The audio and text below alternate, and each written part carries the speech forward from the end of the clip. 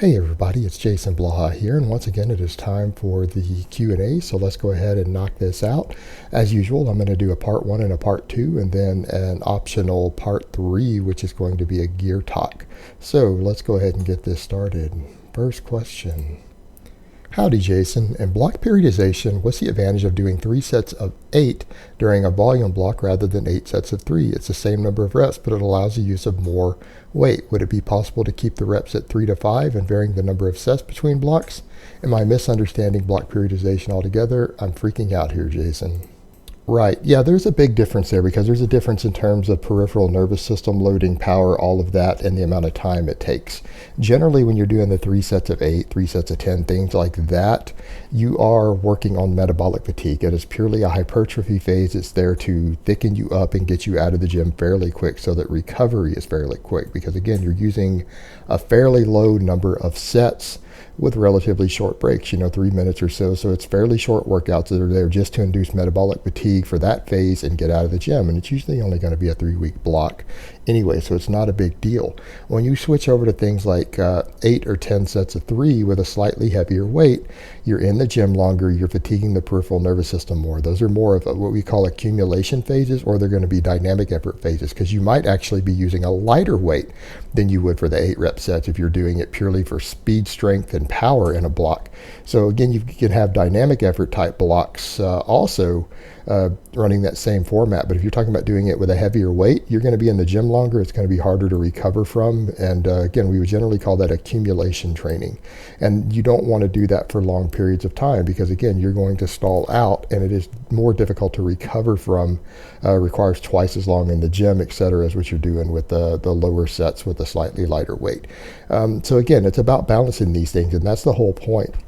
With block periodization, you run through different performance elements and you max them out over a 3-week period as much as you can squeeze out of that one. Then you switch to the next performance element and hopefully minimize detraining of those. And they always detrain a little bit, but the whole idea is to enforce progressive overload over time through the different performance elements by running them out for their 3 weeks until you get through the law of adaptations, and you start stalling out again. And that's the whole idea, is to prevent stalling and to have a continual, at least small amount of overload building over the weeks and months. And that's the whole idea. So they're very, very different. And please don't mix them up. You need to understand the difference and the different recovery curves and adaptations to the different block periodizations. Again, if you want to understand some of this better, go read books like Super Training, Practical Programming. There's plenty of other books out there that you can read on these topics. All right, next question. Madcow's 5x5 during recomp and slow cutting? If not, what would you suggest? I lost around 25 pounds on my squats since I started losing weight earlier this year. I was doing the Texas method, but pretty inconsistently. However, I went from 190 to 170 pounds. I'm 5'8", so that's not too light, which means I didn't lose much relative strength. What is the best way to keep as much muscle as possible? I'm an intermediate. My max 1 reps are 385 squat, 240 bench, 405 deadlift. Never tested my deadlift max. I extrapolate from a 5 rep max. Hey brother, the reason that you lost strength is probably because you cut too fast. You might be calling it a slow cut, but 20 pounds of body weight loss in any significant period of time, like if that's only in a few months, that's not really a slow cut. If you're losing a pound every week, that is not a slow cut. So even at 20 weeks, 5 months, that's a fairly fast cut for someone who isn't overweight or obese really. So that's the whole difference. You probably weren't fat with a gut and out of shape when you started that cut, in which case you just cut way too fast. A slow cut would be something like a pound or 2 a month at the most. That's a slow cut for someone who's already at a healthy body fat percentage. You simply cut too fast and you probably lost a little bit of muscle and you lost some strength. If you want to regain that strength, you need to go back on a very slow, very clean bulk. You're definitely not doing a slow cut or a recomp though, again, unless it took you a year or more to lose that 20 pounds. But again, that's a slow cut. As far as what you're doing for programming, Madcow's 5x5 is perfectly acceptable for what you're doing, but you're going to have to accept that you're going to have to cut slower than you're doing. The reason you see guys who cut 20 pounds in a few months' time and get fairly ripped and they seem to maintain almost all of their strength doing it is generally a hefty dose of drugs involved. People who aren't on drugs don't lose weight that quickly while maintaining their strength. So again, you've got to remember slow cutting for a drug-free lifter versus slow cutting for a heavily enhanced lifter are going to be totally different animals. You just can't lose 20 pounds of body weight as a drug-free lifter in a fairly short period of time. Again, anything well under a year, and expect to maintain all of your strength or gain any strength at all. It's just not going to happen. Which also raises the point of, if you're really concerned with your body fat percentage, then you probably don't need to bulk to the point to where you want to lose 20 pounds of body fat. That's probably the biggest mistake you're going to be making as a drug-free lifter, to actually find yourself in a position to where you want to lose 20 or more pounds of body fat. Again, not ideal. You probably need to be bulking a little slower if body composition is a big deal for you. So there you have it. All right, next question. Best lower body exercises for when you want more leg and hip volume, but your spine and central nervous system have had enough of heavy squats and deads. Reverse lunges, Bulgarian squats, single leg, Romania deadlifts, etc. seem to be promoted by reputable people, but could they just be trying to stand out in the fitness field? Yeah, this is a case of they're just trying to stand out. There's nothing wrong with those exercises. They're just a little bit on the exotic side, and they might have some extra risks involved that you don't need to necessarily take by doing all the unilateral work, and that's something you have to assess for yourself. But I think this is very much a case that these people are just trying to stand out and do something different. Honestly, like with anything else, just stick to the basics unless you have a reason to do otherwise. If your spine can only take so much workload, you can only take so much volume, and you're struggling to recover from it, but you want to add more volume for your leg training, and you're doing so purely for leg hypertrophy because it's not going to necessarily be ideal for your power. It's very simple. Leg presses on a slide and glute ham raises. That's all you should need. Again, those completely remove the load from your spine, and they allow you to do more direct leg work, both quad, glute, hamstring. Everything you need is there. In fact, the glute ham raise is probably a superior overall hamstring developer just as in general. Fantastic exercise. So you really only need those two to go to for what you're talking about doing. The other stuff people are trying to do, they're trying to maintain a more functional pattern, I suppose, by incorporating a lot of, again, standing work while they're doing this. But again, if you're already so fatigued with your lower back, core, everything else from all the heavy squats and deadlifts, you don't really need more of these functional movement patterns anymore to get additional just purely leg development. You could do that off of the leg press and the glute ham raise just fine. So again, I think people are overcomplicating it, and they're doing something different just so that they can stand out and look special. All right, next question. Can somebody who trains Muay Thai casually 3 times per week, 6 hours total, gain size for aesthetics and strength, or is that an unrealistic goal? Is it best to train weights in the morning and then Muay Thai in the evenings, or to allow more rest days, or to split them up? Goal is to train both Muay Thai and lifting 3 times a week each, assuming the trainee knows enough to stimulate muscle growth without recovery getting in the way. Will this regimen lead to quicker overtraining plateaus? Thanks. All right, the fact that you're trying to serve 2 masters means that your training needs to be a little more balanced. What you need to focus on is a couple of things here. Number one is going to be recovery and adaptation to each one. Your training sessions need to be 24 hours apart so that you get most of the muscle growth from the actual lifting before you ease over into the training adaptation from the Muay Thai, because again, you're training a couple different components here at a fairly high frequency. Now, the thing you need to remember is that regulating your training volume is going to be the most important thing here. And here's something that people overlook. They need to understand that sometimes training volume gives you a little more muscle mass, but it also does so through extending the growth window a little bit.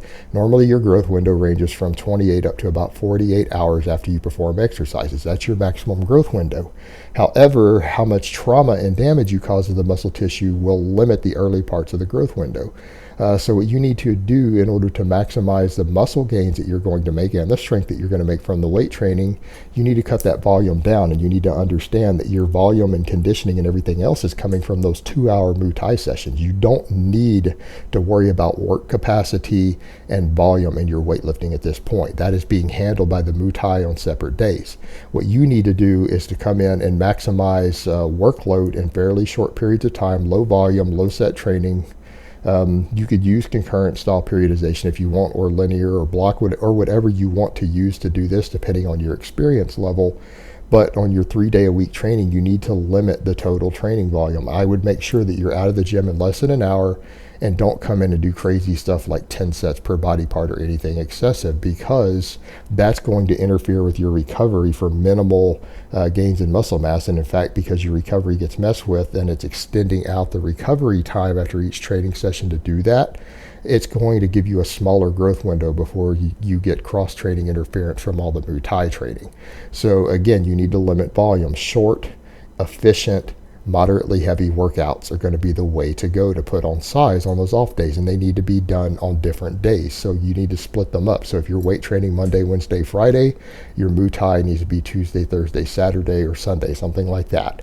That's the best way to approach this. That's the best way to avoid overtraining and while still gaining muscle mass and strength like you're trying to do while doing all this conditioning and everything else for the Muay Thai. Again, separating them by 24 hours is the best thing you can possibly do. And remember, the focus of your weight training is to gain size and strength, not conditioning. So you need to keep that in mind. You're already doing conditioning work on the other days. Limit your volume. You need to focus on the actual strength components in order to get stronger and particularly bigger from the weight training.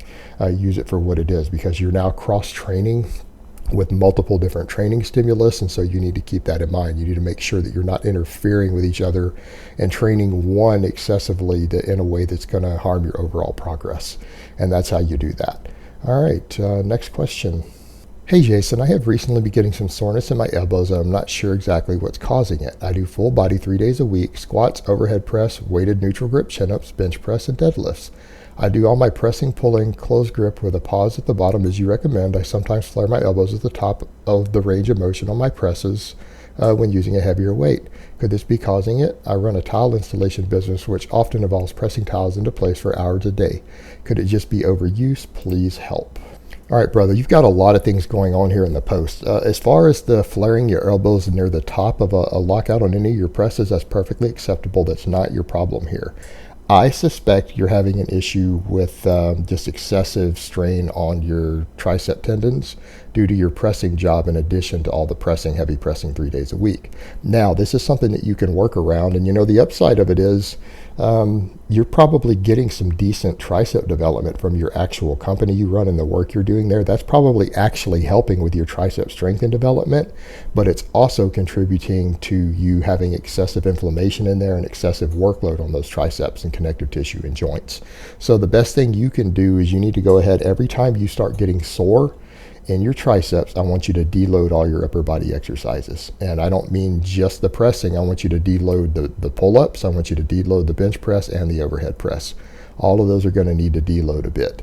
And the reason for that is that that's what's contributing to it further. Your body will adapt to the workload of the job you do pretty easy. It's the excessive overreaching on the pressing in combination with it that's going to cause you to have that inflammation. So the best way to avoid that is to do some deloads. And you know what? You're not going to gain less muscle or size from doing the deloads with what you're doing, because you have a physically demanding manual labor job that is actually stimulating all those muscles to some extent. And you can't really afford to deload your actual manual labor, because this is your company you run, this is your income, this is your livelihood.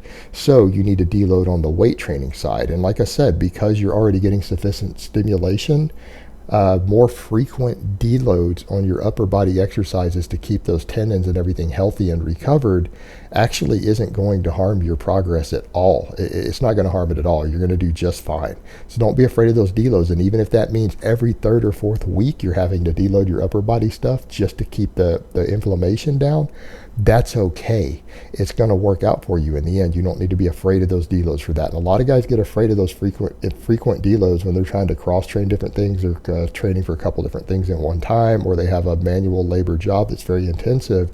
They get scared that they're going to lose muscle because of those deloads. But the truth is, the other training stimulus is still actually helping them to some extent with their goals. As far as what they're trying to do. And in your case, the upper body development and tricep work from pressing all those tiles in for hours a day is actually doing very low volume, high rep workload metabolic fatigue work for your triceps and chest and everything else. So they're still going to develop even from that a little bit. And you know what? They're going to keep growing and developing even during those deload weeks, believe it or not. So at the end of those deload weeks, once you come back and your elbows and tendons feel better, you're probably going to be a little bit stronger. You're going to be a little bit bigger after each one. So don't be afraid to take as many of them as you need without worrying about it.